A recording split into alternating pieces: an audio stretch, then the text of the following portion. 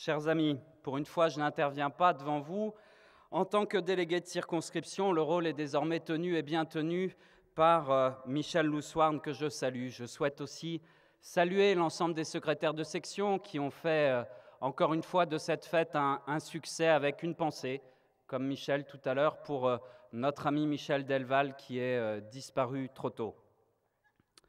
Chers amis, nous avons remporté en 2004 une belle victoire régionale. Il serait faux cependant de refaire le film à l'envers et penser que la victoire nous était acquise.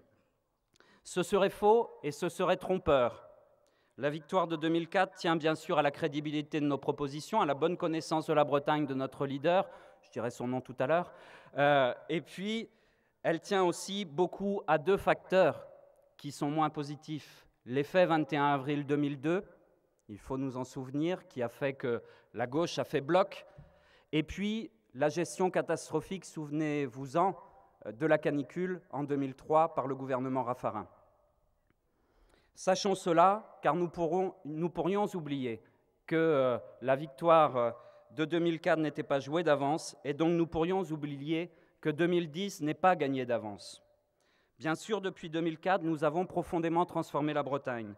Nous avons fait, grâce à l'impulsion de Jean-Yves Le Drian du Conseil régional, une instance forte, reconnue, qui joue pleinement son rôle, qui tient fièrement sa place. La Bretagne est présente sur les sujets importants. Elle porte son message, elle se défend. Nous avons fait du Conseil régional ce qu'il aurait dû être depuis 1982 et les lois de décentralisation de la gauche. Nous avons fait du Conseil régional ce que la droite a toujours refusé, un acteur incontournable pour défendre l'intérêt général de la Bretagne et des Bretons. Alors bien sûr, il reste encore beaucoup à faire. Nous ne sommes qu'à une étape. Mais en termes d'environnement, pour citer cet exemple, que de chantiers engagés, que de progrès accomplis. Nous aidons désormais les collectivités à prendre en compte l'urgence du développement durable dans une salle polyvalente comme à Arzano ou dans un parc comme à Saint-Yvi, en associant la population plus près comme à Mélac. Nous avons intégré les objectifs environnementaux dans toutes les rénovations de lycées. Nous soutenons le développement de la filière bois-énergie, comme dans les piscines de Sker ou de Quimperlé. Nous aidons l'éolien à émerger. Bref, nous avons fait de la Bretagne une terre expérimentale. Loin des discours qui caractérisent le gouvernement, nous agissons.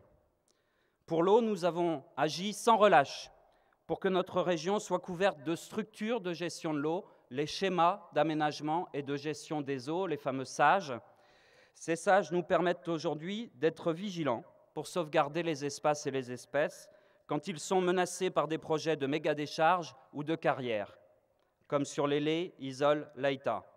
Ils nous permettront demain d'être encore plus présents sur le Mérien, le Bélon, la Veine et le Moros pour reconquérir la qualité de l'eau et préserver la conchyliculture.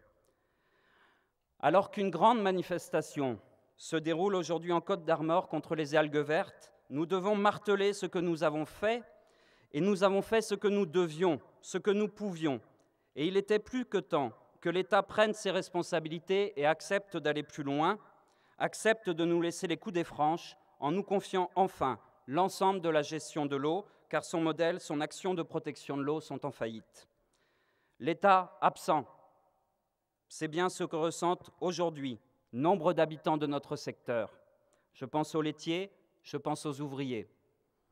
Ici à Sker, il y a quelques jours, une agricultrice, une laitière, opposait les ouvriers des PDM et les agriculteurs en disant que les élus locaux s'occupaient plus des ouvriers que des producteurs de lait.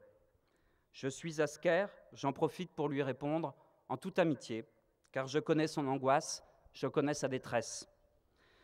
Nous savons ce que les producteurs de lait du pays de Quimperlé représentent. Plus de 300 familles vivent de cette production, soit plus de la moitié des exploitations agricoles. Ces exploitations structurent nos paysages et nos industries agroalimentaires. Elles génèrent un chiffre d'affaires de plus de 26 millions d'euros annuels. Bien sûr que nous sommes à leur côté. Il m'a d'ailleurs semblé que ceux qui manquaient à leur côté, ce n'étaient pas les élus de gauche, mais bien les représentants du syndicalisme majoritaire et du gouvernement. Mais comment ne pas voir que leur situation est semblable à celle des ouvriers des papeteries de Mauduit et de nombreux autres ouvriers? Comment ne pas voir que c'est la même absence d'ambition de la part du gouvernement qui les conduit là où ils sont? Comment ne pas comprendre que c'est le laisser-faire généralisé, l'absence de régulation, la religion du marché qui les met dos au mur? Aux papeteries de Mauduit, alors qu'on avait dit aux ouvriers de se serrer la ceinture en 2006, on leur redit la même chose cette année. Alors que l'on pourrait faire partir les plus âgés en pré-retraite pour un coût modique, on essaye de privilégier les indemnités de départ de quelques-uns. Mais le pire, c'est que l'on nous prépare, si nous n'y prenons garde, un avenir bien morose. L'enjeu, ce n'est pas seulement l'emploi aujourd'hui, mais aussi de savoir si Quimperlé sera demain un centre de production ou un centre de profit. Produirons-nous du papier simple qui sera transformé ailleurs, dans les pays de l'Est, sachant que c'est la transformation qui fait le bénéfice et crée les emplois? Ou aurons-nous la force d'obtenir que la transformation du papier novateur, du papier porteur de valeur ajoutée, se passe ici en France, à Quimperlé? Oui, le gouvernement doit prendre ses responsabilités. Oui, il doit mettre ses actes en adéquation avec ses belles promesses. Les ministres doivent arrêter de tout sacrifier sur l'autel du veau d'or, sur l'autel du marché. Affirmons haut et fort qu'il y a place pour des politiques d'aménagement du territoire, qu'il y a une place pour défendre l'ambition industrielle de la France, encore faut-il le vouloir. Nous allons avec Michael Carnes pour le Conseil général, avec Éric Lebourg, avec Gilbert Lebris, surtout avec tous les élus du pays de Quimperlé, continuer à le dire dans les semaines qui viennent. Mettre le gouvernement face à ses responsabilités. La région Bretagne, soyez-en sûrs, sera à nos côtés dans ces combats.